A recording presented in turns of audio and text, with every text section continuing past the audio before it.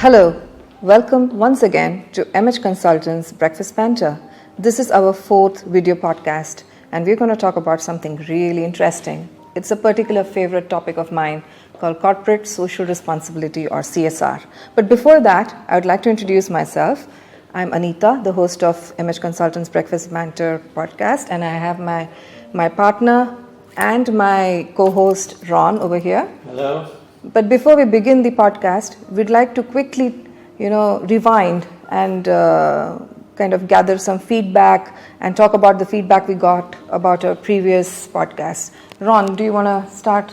Yes, the previous podcast generated some controversy in that I was drinking coffee rather than tea. And everybody that knows me knows that I'm addicted to English breakfast tea. So there are a few comments about how I was drinking coffee. But apart from that, when we talked about the method of working, right, it seemed that it was a generational thing.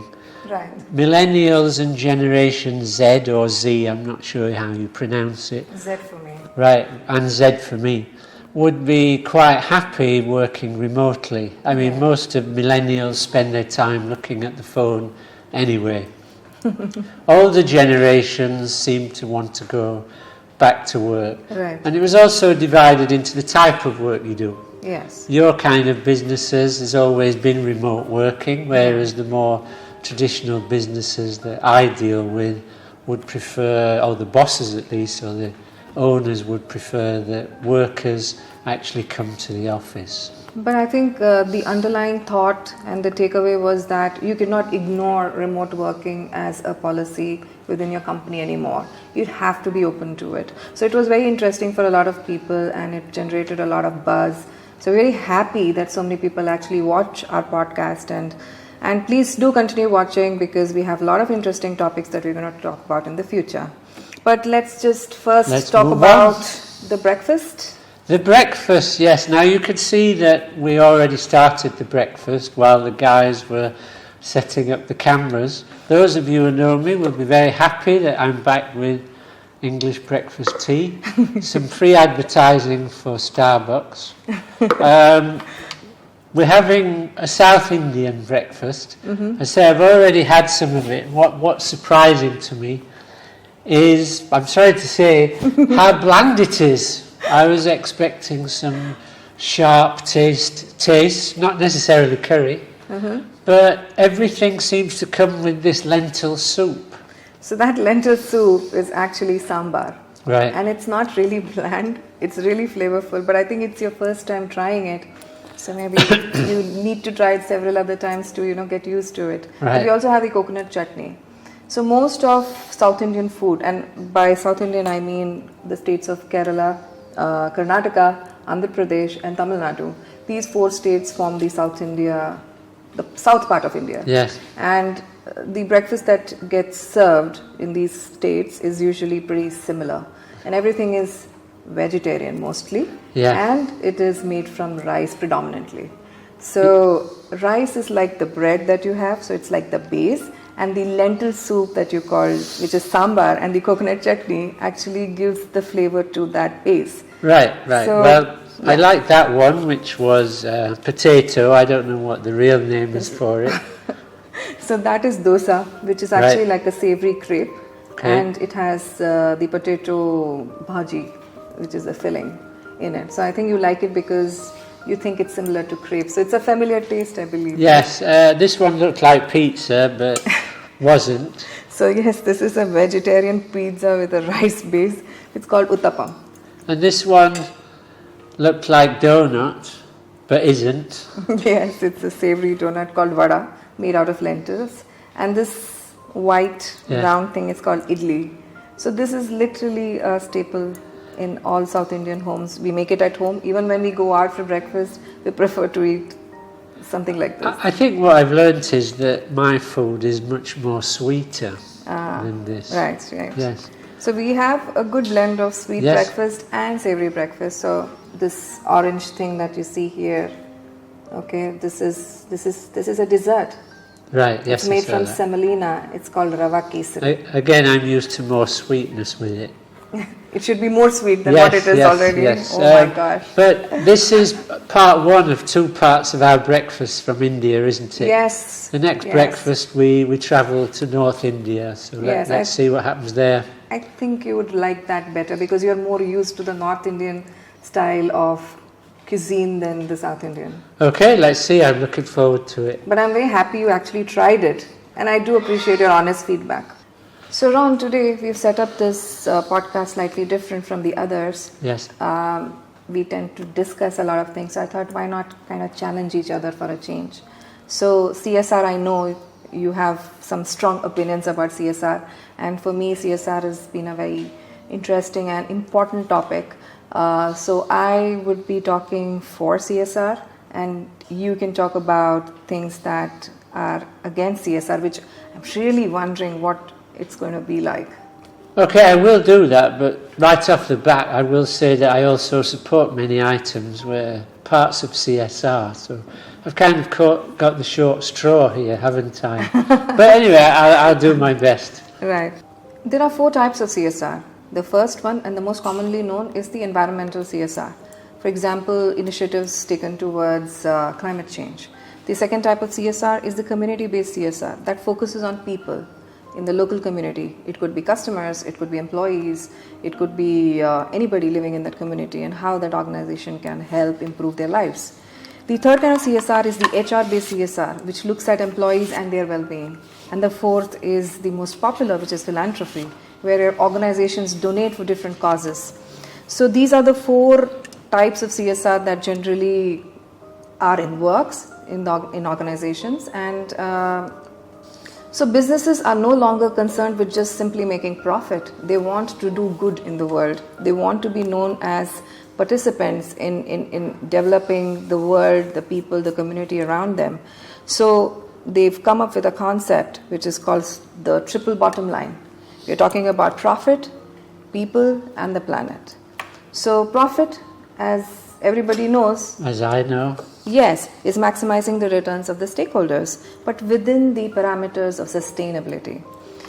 So let's talk about the 3 P's in CSR. The first is profit, which we all know, and profit is about maximizing the returns for stakeholders, but within the sustainability parameters. Then we have people. We're talking about people such as employees, such as people in the local community, and people in general. Somebody who needs help, and organizations who make profits need to share that profit with people who need it so that their lives can be improved. And the third is the planet. We all have just one planet to live in. This is our home. And if organizations become more responsible and they focus on dealing with different issues that the planet is facing at the moment, like climate change, then I guess we're all in a good place. Very commendable, Anita. But returning to the definition of CSR, we see that organisations consider the interests of customers, employees, and then shareholders.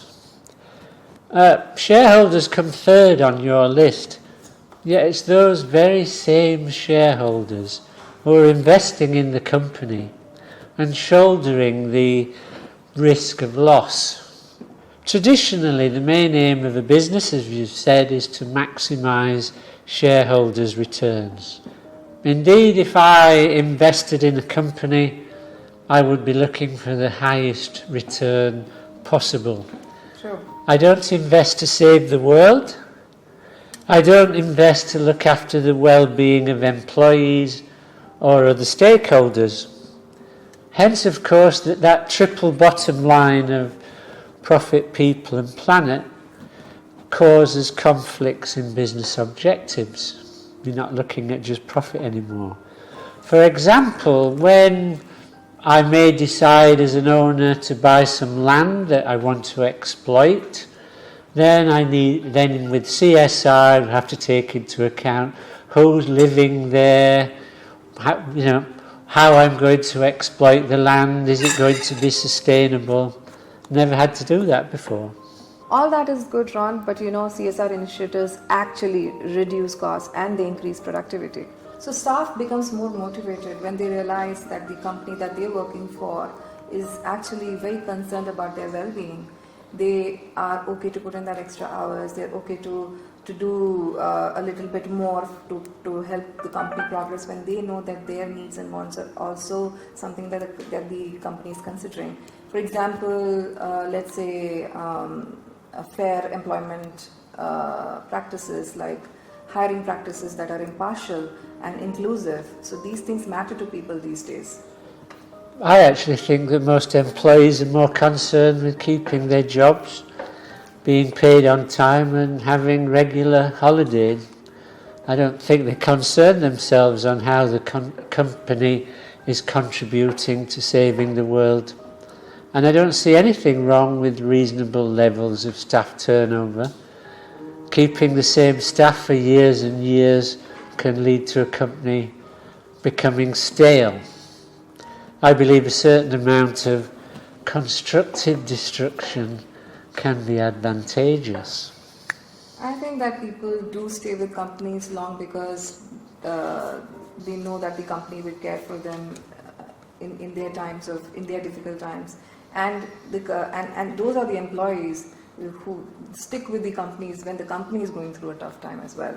So it works both ways, and I've seen that, and I'm sure in your career also you've seen that both these things happen. So it's not always that employees just want to keep their job and they don't care about the company.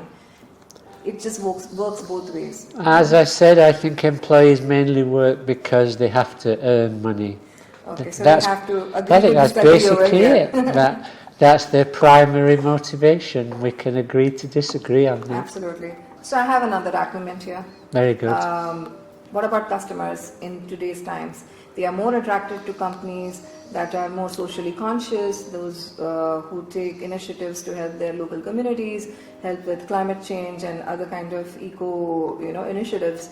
Customers prefer buying from companies that invest in sustainable practices. This is difficult for me to dispute, especially with millennials, because I see it to be the case, and I'm sure it will increase in future. However, in the short term at least, there is a cost of implementing CSR, and these costs will need to be passed on to the consumer. Are consumers willing to pay more if they're buying from companies that are ethically and socially responsible? I would question that. The majority would probably not buy from a company because that company itself is going to be disadvantaged through the extra spending implementing what CSR requires.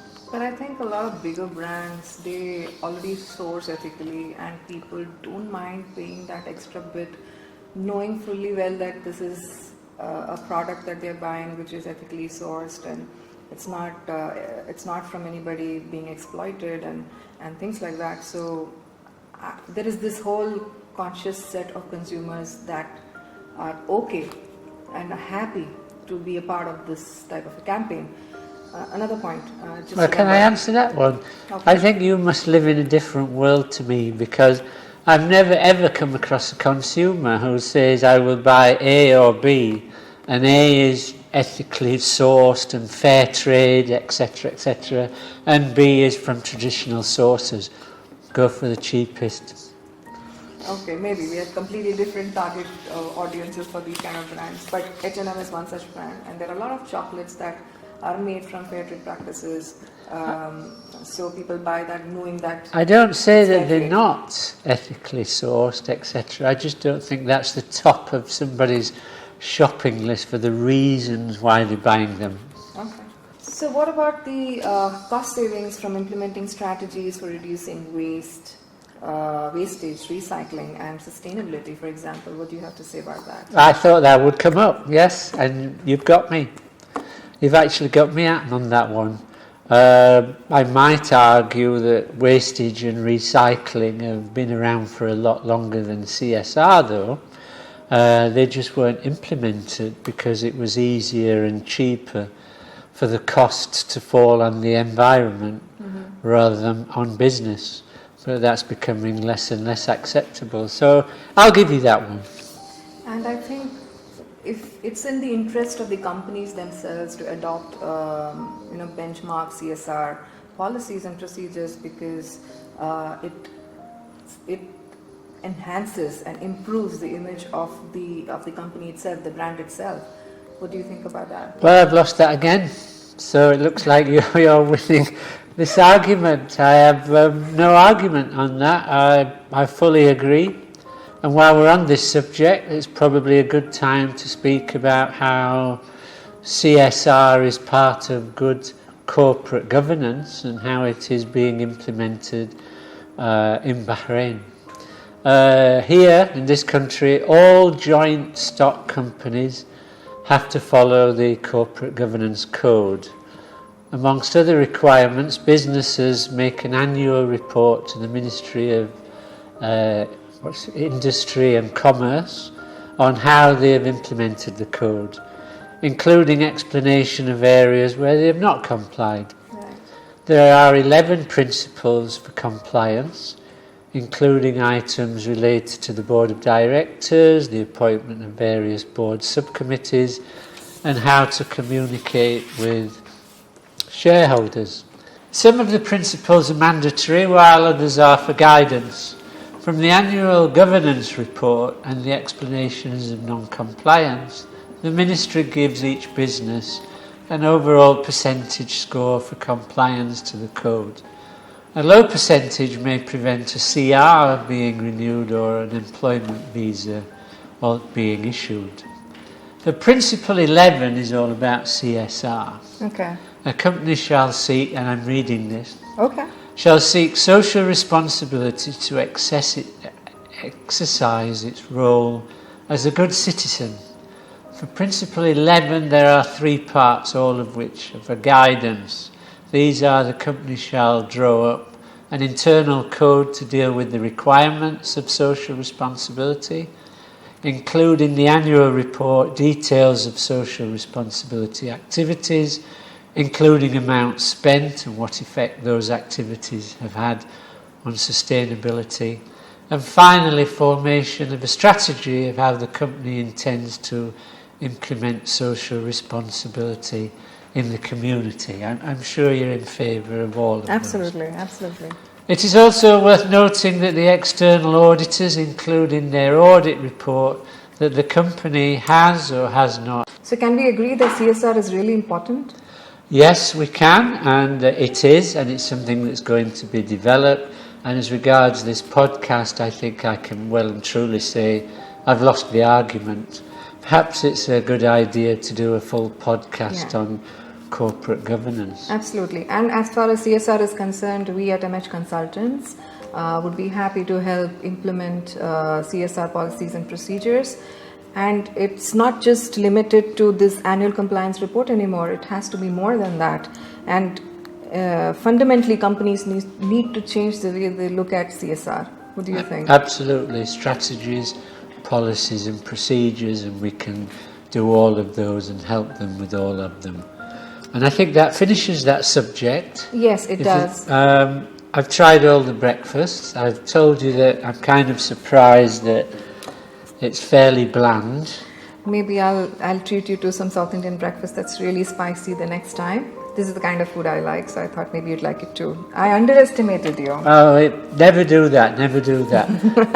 But as we've been talking about reducing wastage, the viewers should not worry, because I'm sure that the guys in the cameras here and the lights will be quite happy to help us finish off this breakfast. So they're just waiting for us to finish this podcast. Nothing will be wasted. And yes, thank you everyone for watching, and if you have any feedback, comments, please don't hesitate to reach out to us on our YouTube channel and Instagram and LinkedIn. And thank you for watching. Thank you very much. See you next time.